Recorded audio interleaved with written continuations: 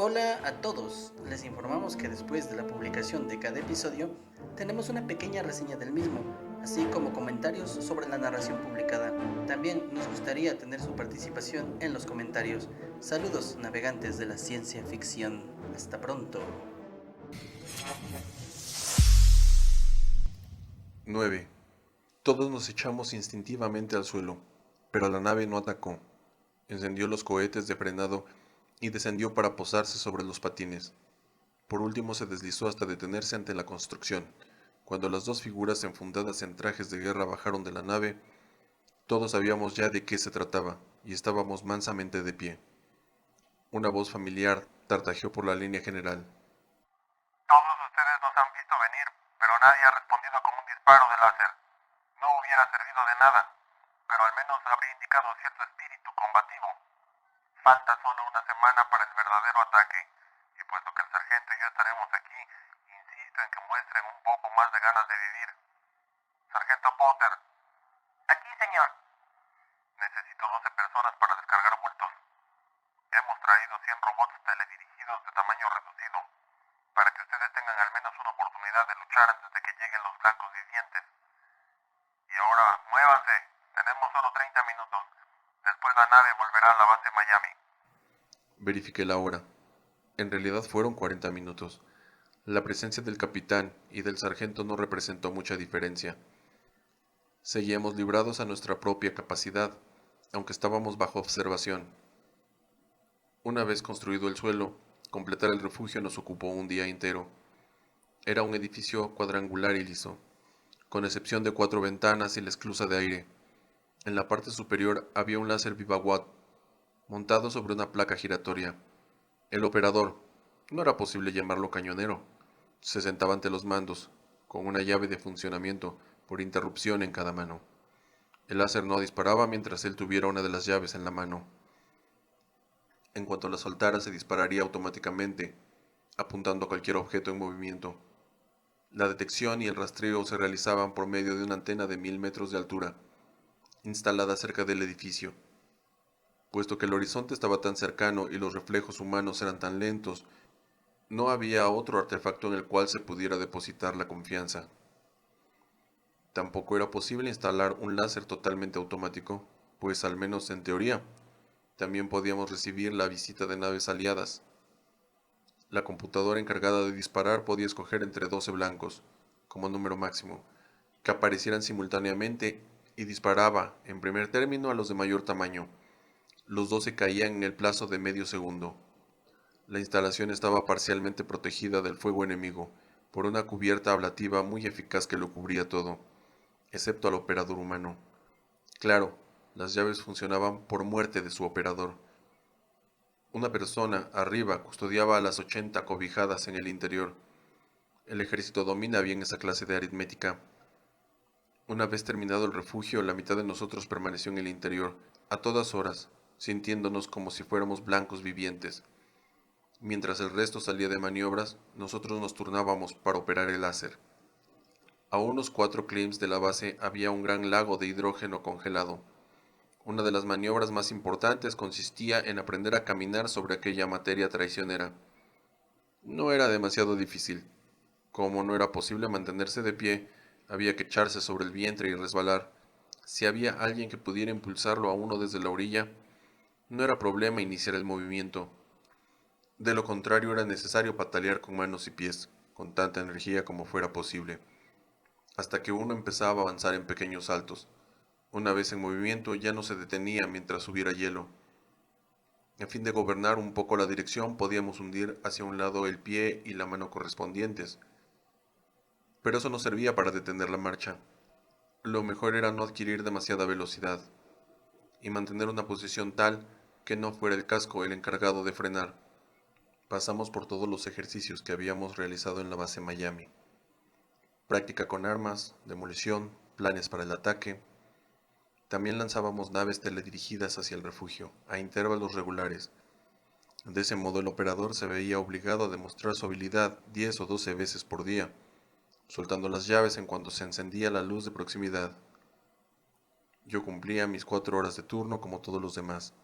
Esperé con nerviosismo el primer ataque. pero cuando llegó pude ver que era muy sencillo.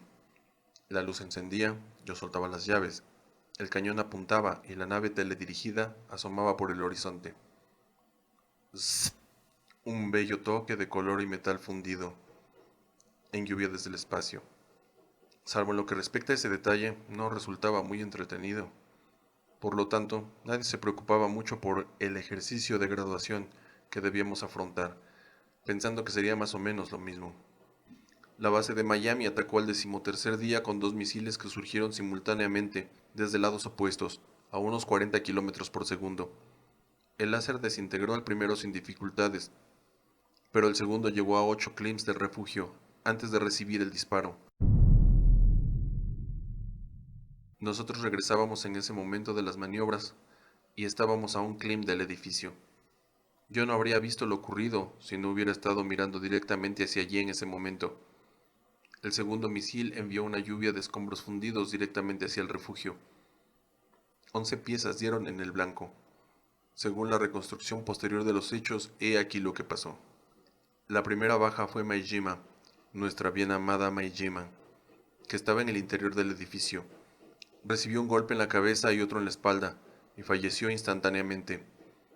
Al bajar la presión, la UMB comenzó a funcionar a toda marcha. Friedman, que estaba de pie frente a la boca de salida del acondicionador principal, fue arrojado contra la pared opuesta con tanta fuerza que perdió el sentido. Murió por descompresión antes de que los otros pudieran ponerle el traje. Todos los demás pudieron salir a tropezones a través del vendaval y ponerse los trajes, pero el de García estaba agujereado y no le sirvió de nada. Cuando llegamos allí, habían apagado ya la UMB y estaban soldando los agujeros de las paredes. Uno de los hombres trataba de recoger la papilla, aún reconocible que había sido Maijima. Le oí sollozar entre arcadas. Ya se habían llevado a García y a Friedman para enterrarlos. El capitán relevó a Potter en la tarea de dirigir las reparaciones. Mientras tanto, el sargento Cortés llevó al hombre sollozante hasta un rincón y volvió para limpiar él solo los restos de Maijima. No pidió ayuda a nadie y nadie se la ofreció. 10. Como ceremonia de graduación nos amontonaron sin contemplaciones en una nave. Era la Esperanza de la Tierra, la misma que nos había llevado hasta Charón. En ella fuimos hasta Puerta Estelar a un poco más de una gravedad. El viaje nos pareció interminable, eran casi 6 meses de tiempo subjetivo y no había mucho en que entretenerse, pero siempre resultaría mejor que la travesía hasta Charón.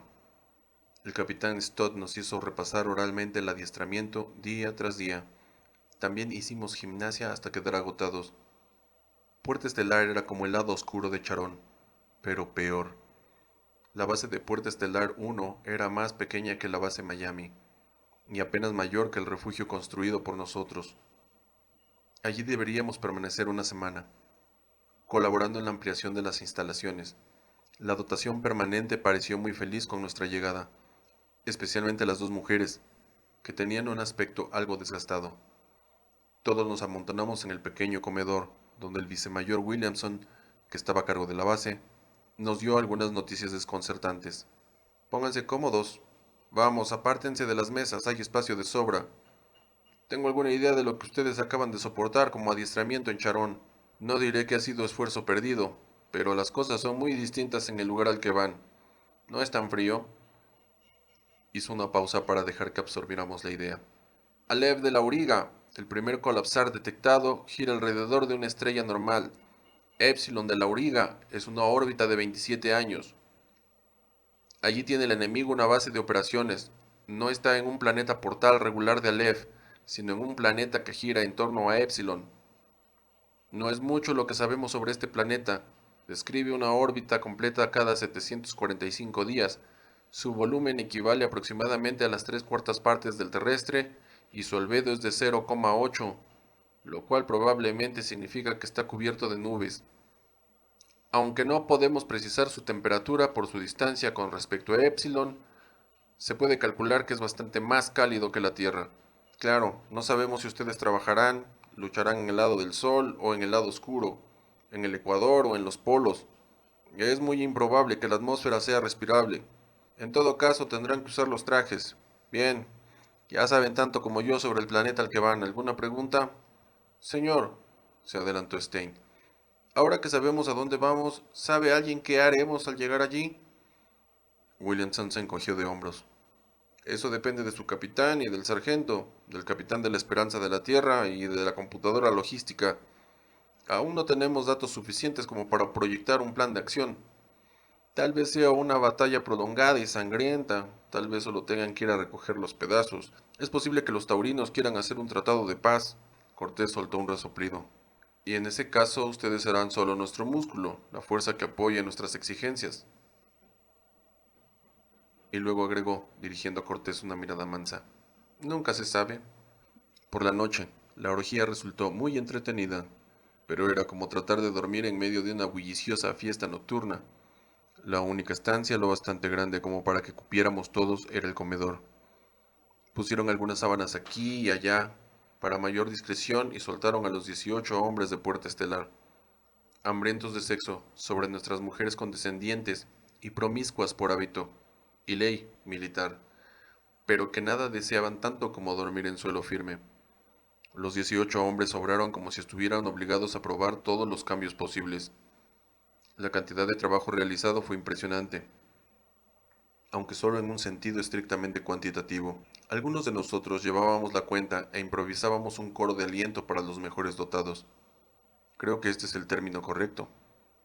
La mañana siguiente, al igual que todas las mañanas que pasamos en Puerta Estelar 1, salimos tambaleantes de la cama y nos pusimos nuestros trajes para salir a trabajar en el ala nueva. A su debido tiempo, Puerta Estelar se convertiría en el centro táctico y logístico de la guerra. Habría de albergar a miles de personas en forma permanente y estaría custodiada por 6 grandes cruceros similares a la Esperanza. Cuando nosotros comenzamos consistía apenas en 2 cobertizos y 20 personas. Al partir los cobertizos eran 4, pero el personal no había pasado de 20. El trabajo era muy ligero comparado con los esfuerzos realizados en el lado oscuro de Charón, pues disponíamos de luz en abundancia y se nos concedían 16 horas en el interior por cada 8 de trabajo. Además, no hubo flota teledirigida que nos atacara como examen final. Cuando llegó el momento de partir en la Esperanza, nadie se mostró muy feliz por abandonar ese planeta, aunque algunas de las mujeres más codiciadas declararon que no les vendría mal un descanso. Puerta Estelar era nuestro último puerto seguro y cómodo antes de tomar las armas contra los taurinos. Y tal como Williamson nos lo había señalado el primer día, nadie podía adivinar cómo sería la guerra. Por otra parte, a nadie le entusiasmaba mucho la idea del salto a colapsar. Nos habían asegurado que ni siquiera nos daríamos cuenta, que permaneceríamos en caída libre durante el trayecto. Yo no estaba muy convencido. Como todo estudiante de física, había asistido a los cursos de relatividad general y teoría sobre la gravitación. Por entonces teníamos muy pocos datos directos, pues Puerta Estelar había sido descubierta cuando yo cursaba aún los estudios primarios. Pero el modelo matemático parecía muy claro. El colapsar, llamado Puerta Estelar, era una esfera perfecta de unos 3 kilómetros de radio, suspendida por siempre en un estado de colapso gravitacional. Esto significa que su superficie caía hacia el centro aproximadamente a la velocidad de la luz. La relatividad la mantenía en su sitio, o al menos daba la impresión de que estaba allí. Así se torna ilusoria toda realidad, cuando uno estudia relatividad general, o budismo, o cuando es reclutado. De cualquier modo, habría un punto teórico en el espacio-tiempo en el que un extremo de nuestra nave estaría sobre la superficie del colapsar y el otro a 1 kilómetro de distancia, según nuestro marco de referencia. En cualquier universo cuerdo, eso provocaría una marea de fuerzas que destrozarían la nave, con la cual nosotros nos convertiríamos en otro millón de kilos de materia degenerada, diseminados por la superficie teórica, lanzados de cabeza hacia la nada, por el resto de la eternidad, o cayendo hacia el centro en la trillonésima parte del segundo siguiente. Que cada uno elija su marco de referencia, mas estaban en lo cierto. Nos alejamos de Puerta Estelar 1. Efectuamos unas pocas correcciones al curso y después caímos por espacio de 1 hora. A continuación sonó una campana, y todos nos hundimos en nuestros colchones, bajo 2 gravedades de desaceleración. Era territorio enemigo.